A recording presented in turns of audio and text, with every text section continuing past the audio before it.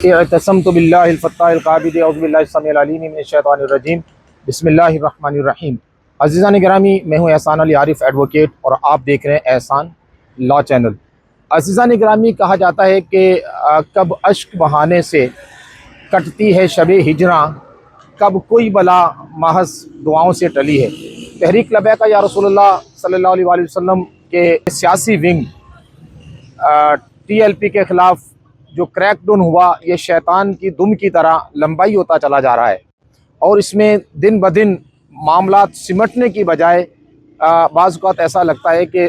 वो गंभीर से गंभीर होने की तरफ जा रहे हैं। अगरचे ज़मानतें भी हो रही हैं और रोज़ाना हमारी ज़मानतें मंजूर होती हैं, जिसकी अगरचे हम शोर तो नहीं मचाते, लेकिन बहुत सारे लोगों की ज़मानतें हम डेली करवा रहे होते हैं। लेकिन मैं ये समझता हूँ कि नाजायज़ पर्चे भुगतना, उनमें ज़मानतें कराना, फिर उस पर डुगडुगी बजाना और बाद में इसके ट्रायल्स को भी भुगतना और फिर ट्रायल के बाद जाकर के जज़ा सज़ा का एक एप्रीहेंशन, एक ख़दशा वो अपनी जगह फिर से मौजूद है। तो ऐसी सूरत हाल में इस मामला को कुछ संजीदगी के साथ लेने की ज़रूरत है और फिर विज़डम के साथ, इज्तमाई शऊर के साथ और फिर सोचो विचार करके हल करने की ज़रूरत है। ये तो ऐसा ही है जैसे बाज़ औक़ात हमारी गवर्नमेंट बल्कि अक्सर औक़ात ये करती है कि पेट्रोल ही की मिसाल ले लीजिए कि 200 रुपये बढ़ा दिए तो फिर 40 रुपये कम कर दिए, तो हम इस पर खुशी से फूले नहीं समाते, वाह जी वाह, बड़ा कमाल कर दिया है, रिलीफ दे दिया है। इसी तरह कि आपने नाजायज़ पर्चे भी दिए, आपने लोगों को शहीद भी किया, फिर लोगों को मिसिंग भी किया, फिर उन पर 780 के दहशतगर्दी के पर्चे काट दिए और फिर जब जमानतें हो गई तो हमने कहा जी बल्ले बल्ले बल्ले, बड़ा रिलीफ मिल गया जनाब, बड़ा कमाल हो गया।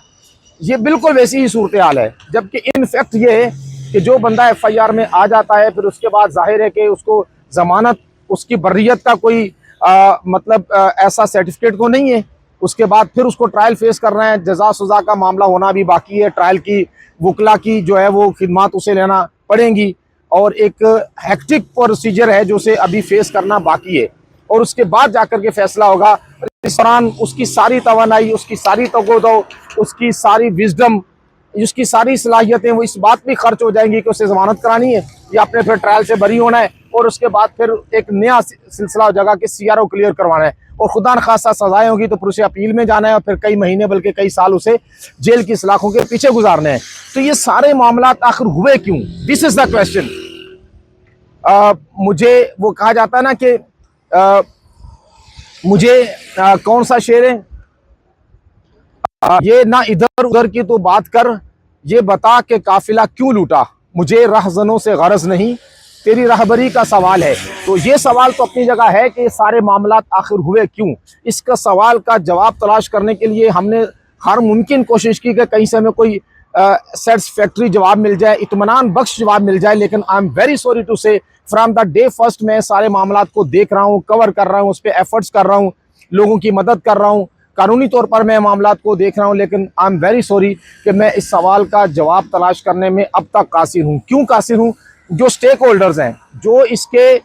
मामले के में डायरेक्ट इन्वॉल्व लोग हैं, either from the TLP side और फ्रॉम द गवर्नमेंट साइड, दोनों ही इस बात पर कुछ कहने के लिए तैयार नहीं है।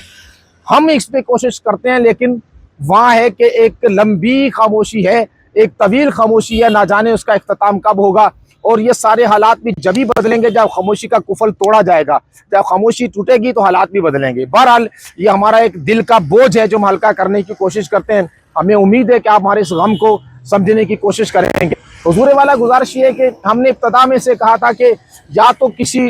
फ्रंट डोर या बैक डोर कहीं पर आपकी बातचीत चल रही हो, कोई ऐसा मामला हो रहा हो तो ठीक है, आप अपने आप को सेव कीजिए, बचा के रखिए, चुप जाइए, महीना 2 4 6 बिल आखिर आपको यकीन होगा कि हमारी एक बातचीत चल रही है तो कभी ना कभी ये किसी मनतकी अंजाम तक पहुंचेगी, तो हमारी मुश्किलात का खात्मा हो जाएगा और हमारे मामला हल हो जाएंगे और हम आज़ादाना शहरी की हैसियत से अपने कारोबार, दुनियावी मामला कर सकते हैं। अगर ऐसा कुछ नहीं था और कुछ नहीं है मेरी मालूमात के मुताबिक, तो इस पर मैंने कहा था कि अब फिर हमें उसको एक लीगल पैराडाइम में कानूनी तरीक़ाकार के मुताबिक फेस करना चाहिए। नहीं करेंगे तो बदकिस्मती से कानून अपना रास्ता लेगा, क्योंकि कानून ब्लाइंड होता है, वो अपना रास्ता लेता रहता है। और जो आप कह लीजिए कि लॉ इन्फोर्समेंट एजेंसीज हैं या इदारे हैं, इन्वेस्टिगेटिंग एजेंसी, वो अपना काम करती रहती हैं। अब हुआ ये कि जो लोग जियो फेंसिंग में आ गए, मैं अब भी समझता हूं कि जियो फेंसिंग में आना कोई जुर्म नहीं है कि आप अपने पॉलिटिकल एक्सरसाइज करने के लिए गए थे, अपना राइट था, आपका पॉलिटिकल राइट था, लेकिन इसे जुर्म बना दिया गया, इसे आपकी बहुत बड़ा जुर्म बनाकर पेश किया गया, ऐसी तस्वीर कशी की गई और इस तरह के एक जो है ना पिक्चराइज इसे किया गया कि आपने गोया बहुत बड़ा जुर्म कर दिया है और स्टेट की दीवारें अपने हिला दी हैं और स्टेट की बुनियादें हिला दी हैं और आपके निकलने से लगता है कि स्टेट धड़ाम से जमीन पर गिर जाएगी। इस तरह का एक हवा खड़ा किया गया जिसकी वजह से पर्चा दर पर्चा, एक एक वकुए के 10-10 पर्चे, जब वकुआ नहीं हुआ वहां भी पर्चा, लोगों पे गोलियां, पकड़ के अंदर, नहीं मिला तो घर वालों को पकड़ के अंदर, प्रॉपर्टी सील, प्रॉपर्टियां डैमेज, यानी वो तूफान बदतमीजी किया गया कि जिसको आप मुझसे ज्यादा बेहतर जानते हैं और मैं आपसे सुन सुनकर भी बहुत ज्यादा जानता हूं। मेरी तो मामला बहरहाल आप लोगों से सुने हुए, लेकिन आपकी तो तन भी थी, आप इन बातों को समझते हैं, जिस पर मैंने इब्तदा में कहा था कि हुजूर वाला आप इसका हल या तो हम इसके मुकाबले में खड़े होकर कोई अपना रिलीफ ले सके, नहीं तो फिर हमें हिकमत अमली से, दानिशमंदी से सरेंडर करके इस मुश्किलात से निकल जाना चाहिए। हुआ भी ऐसा, जो लोग आए हैं उन्होंने हिकमत अमली से आला 3 सतह पे बातचीत करके खुद को सरेंडर किया है और वो किसी FIR में गए हैं और उसके बाद जमानत पे बाहर आ गए हैं और उनके साथ बड़ा अच्छा सलूक भी हुआ। और जिन लोगों ने इससे जितना ज्यादा रेजिस्टेंस की है, मज़ाहमत की है, तो उतना ही ज्यादा उनके साथ जुल्म भी ज्यादा हुआ है। और अब हुआ ये कि जो जियो फेंसिंग में आ गए उनको तलाश किया जाता रहा, उनके घरों को तोड़ा जाता रहा, घर वालों को उठाया जाता रहा, फिर भी नहीं मिले और वाकई बाज लोग अब तक नहीं मिले। तो अब उनको क्या किया गया, किसी ना किसी FIR में फिट करके, और तो पहले उनके NBW ले गए, यानी नॉन अवेलेबल वारंट लिए गए, फिर एक दूसरे दिन रिपोर्ट जमा कराई गई कि जनाब हमने बहुत कोशिश की है, वो दानिस्ता खुद को छुपाए हुए हैं और मिल नहीं रहे, और उनके घरों पर 216 की FIR भी दे दी गई कि इन्होंने जो है ना छुपा के रखा हुआ है। बहुत सारे लोगों पर 216 की FIR हो गई और फिर उनको 87-88 की कार्रवाई करके, यानी 87-88 CRPC सेक्शन की कार्रवाई उसे कहते हैं कि जिसमें बंदे को प्रोक्लेम्ड ऑफेंडर यानी इश्तिहारी करार दिया जाता है, वो कोर्ट में पेश कर दी गई रिपोर्ट और वहां से उनके इश्तिहारी के आर्डर ले लिए गए। जब कोई बंदा इश्तिहारी होता है उसके कॉन्सिक्वेंसेस क्या होते हैं, उसके परपीचुअल वारंट गिरफ्तारी यानी दायमी वारंट गिरफ्तारी जारी हो जाते हैं। परपीचुअल वारंट गिरफ्तारी फिर एक रजिस्टर में दर्ज हो जाते हैं, उसके बाद वो कहीं पर भी कोई पुलिस वाला कोई भी उसे पकड़कर उसे गिरफ्तार कर सकता है, किसी नाके पे, किसी बस स्टॉप पर, किसी रेलवे स्टेशन पर, किसी एयरपोर्ट पर, किसी जगह भी जहां पर उसका ID कार्ड चेक होगा और वो पीछे आएगा कि ये PO है, प्रोक्लेम्ड ऑफेंडर है, तो पुलिस उसको गिरफ्तार करके और उसे मतलब इस तरह करेगी जैसे इश्तिहारी पकड़ लिया गया है, तो उसके साथ वो सलूक करेगी।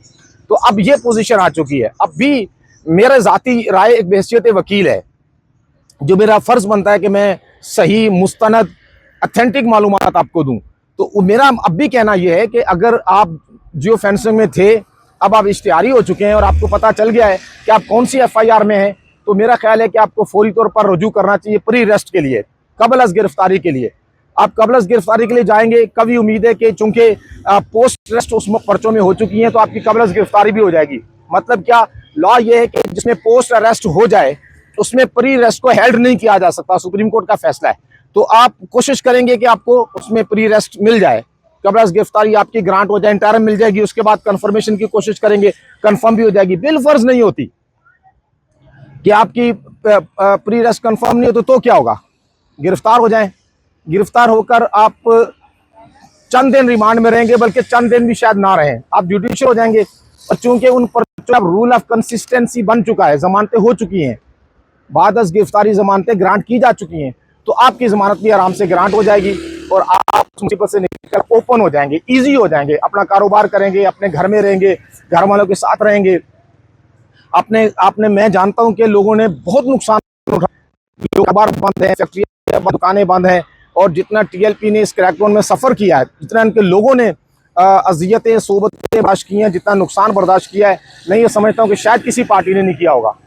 तो यह असूल के लिए उन्होंने दीन को तख्त पे लाने के लिए, नामूस मुस्तफा तहफ़्फ़ुज़ के लिए, और उन्होंने अपने मुसलमान भाइयों से ज़ाहिर यकजहती की बहुत बड़ी कीमत अदा की है। तो अब उसका बहरहाल कोई ना कोई एंड होना चाहिए, come to the conclusion, end की तरफ आना चाहिए, खात्मे की तरफ आना चाहिए, मामलात को बहरहाल में बेहतर अंदाज में हल करना चाहिए। We are here to serve you की कानूनी रहनुमाई, कानूनी मुआवनत करने के लिए